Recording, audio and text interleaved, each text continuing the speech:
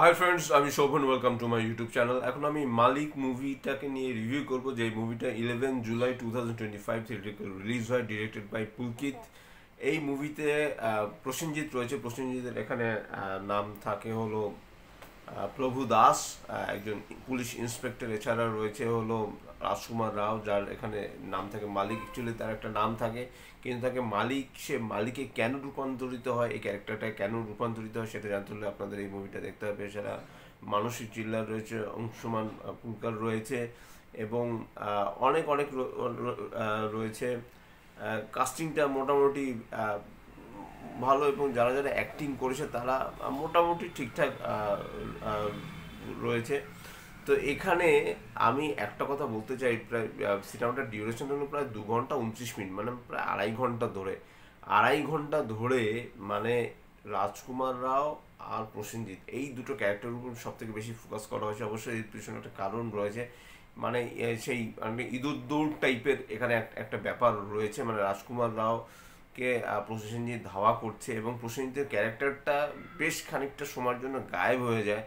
এবং এখানে যে রাজকুমার রাও, যে মালিকের দলে যে যে একটা ক্যারেক্টার থাকে, যে মালিকের মানে রাইট হ্যান্ড, তার অভিনয় কিন্তু আমার রাজকুমার রাওয়ের থেকে ফার ফার বেটার মনে হয়েছে। এবং দেখুন, রাজকুমার রাও যে ধরনের, যে ঘরানার অ্যাক্টার, সে একটু রোমান্টিক ড্রামা বা একটু ফ্যামিলি ড্রামা ওরিয়েন্টেড ফিল্ম বা রোম্যান্স যেখানে থাকবে, বা একটু কমেডি থাকবে, এরকম মানে আহ, যেই মুভিগুলো আমরা, মানে যেই মুভিগুলো এই মুহূর্তে যথেষ্ট ভালো মতো ব্লাস্ট করছে, যে মানে একটা ছোট্ট একটা গ্রাম বা ছোট্ট একটা শহর, সেই শহর কেন্দ্রিকের উপরে বেস করে একটা মুভি এবং একটা ফ্যামিলি ড্রামা, সেখানে সেরকম জায়গায় রাজকুমার রাও ঠিকঠাক রয়েছে। এখানে রাজকুমার মানে বেশ কিছু সিনস রয়েছে, রাজকুমার রাওয়ের হাতে বন্দুক, এবং সে বন্দুক নিয়ে যেভাবে গুলি করছে, একদমই না রাজকুমার রাওকে মানাচ্ছে না। মানে অ্যাটলিস্ট আমার একদমই ভালো লাগেনি মালিক মুভিটা।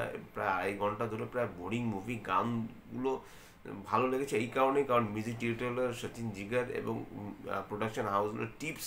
টিপস যে এখনো বেঁচে আছে, যে টিপ পাচ্ছে বলে হয়তো বা তারা, তারা টিপস কোম্পানিটা বেঁচে আছে। যাই হোক, সেখানে আমি যাচ্ছি না। এটা পুলকিত ডিরেকশন করেছে। পুলকিত যথেষ্ট ভালো ডিরেক্টর। তো তারপরও আমি বলবো যে ডিরেকশন তাও মোটামুটি। এখানে এডিট বলুন, কালার প্যালেট বলুন, বা ডায়ালগস বলুন, কোনো কিছুই মানে ঠিকঠাক লাগেনি আমার। রাজকুমার রাও দেখুন, চুল বড়, দাড়ি নিয়ে, কিন্তু আপনি কখনো সেরকম মানে মাসি অ্যাকশন আবতার কখনোই আপনি হতে পারবেন না, যে খুব অ্যাকশন করছে সেরকম নয়। এবং রাজকুমার রাওকে এরকম অ্যাকশন করতে কখনোই দেখা যায়নি বলেই যে তাকে দিয়ে অ্যাকশন করাতে হবে, তাকে যে একটা নতুন একটা মানে অন্যরকম একটা মূল স্রোতে থেকে বেরিয়ে এসে অন্য একটা স্রোতে তাকে নিয়ে আসা, এবং তার ক্যারেক্টারটা যে এই যে মালিক হয়েছে, সেটাও যদিও খুব কম সময়ের জন্য দেখানো হয়েছে। ও, একজনের নাম আমি বলতে ভুলে গেছি, সৌরভ শুক্লা রয়েছে। সৌরভ শুক্লার অভিনয় আমার ভালো লেগেছে। আর একটা ক্যারেক্টার রয়েছে, সেই ক্যারেক্টারটার নাম আমি ভুলে যাচ্ছি, যেখানে মানে রাজকুমার রাওর সাথে খুব হ্যান্ড টু হ্যান্ড ফাইট হয়, এবং রাজকুমার রাও তাকে একদম শেষে গিয়ে হারিয়ে দেয়। সেই জায়গাটা আমার মোটামুটি লেগেছে। কিছু কিছু দু চারটে ক্যারেক্টার রয়েছে সত্যি, তারা ভালো অভিনয় করছে। এবং সত্যি কথা বলতে রাজকুমার রাওয়ের যে যে তার এখানে যে বডি ল্যাঙ্গুয়েজ বলুন, যে তার এরকম হাসি, সে মশাইটা নিয়ে ঘুমোয়, বা মানুষের চিল্লার এখানে তার কিছুই প্রায় করার নেই, সেই জায়গাগুলো, বা রাজকুমার রাওয়ের সাথে যে তার রাইট হ্যান্ড বিট্রে করে, সেই জায়গাগুলো, মানে সিনেমাটা শেষ 15-20 মিনিট আমার ভালো লেগেছে, কিন্তু পুরো সিনেমাটা জুড়ে আমার মানে যথেষ্ট বোরিং আমি ফিল করছিলাম। ফার্স্ট হাফটা তো টু মাচ বোরিং। ফার্স্ট হাফটা প্রায় 1 ঘন্টার জায়গায় ফার্স্ট হাফটা নিয়ে নেয়, সেকেন্ড হাফটা প্রায় 1.5 ঘন্টা জুড়ে প্রায় অদ্ভুত টাইপের মানে জায়গায় ইন্টারভেলটা নিয়ে আসছে। তো ইন্টারভেল পয়েন্টটাও এমন জায়গায় নিয়ে আসা হয়েছে, আমি দেখি রীতিমতো চমকে গেছি। তো যাই হোক, আমার চমকানিতে তো আর কিছু কিছু আসবে যাবে না। মালিক মুভি দেখে রীতিমতো আমি হতাশ। আমি আরও একটু বেশি কিছু এক্সপেক্ট করেছিলাম। আমার কিন্তু মুভিটা একদমই ভালো লাগেনি। সেরকম অ্যাকশন ওরিয়েন্টেড ব্যাপার নয়।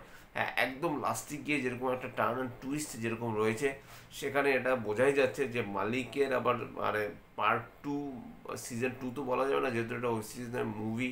কাজে মালিক 2 যে আসবে, সেটা বোঝা যাচ্ছে। কলকাতায় একটা সিন রয়েছে, এবং লাস্ট অ্যাকশনটা সেটাও অদ্ভুত টাইপের অ্যাকশন। হ্যাঁ, তো অ্যাকশনগুলো মোটামুটি, যে খুব যে একটা আহামরি কিছু অ্যাকশন, মানে যে অ্যাকশনতে মানে দেখে আমি খুব ব্লাস্ট হবো বা খুব ম্যাসি অ্যাপিল, সেই ব্যাপারটা কিন্তু এই মুভিটার মধ্যে একদমই নেই। আমি প্রচণ্ড হতাশ। আমি ভেবেছিলাম রাজকুমার রাও যে টাইপের অ্যাক্টার, আর তার মুভি মানে ওটা অন্যরকম একটা ভাইব এনে দেবে।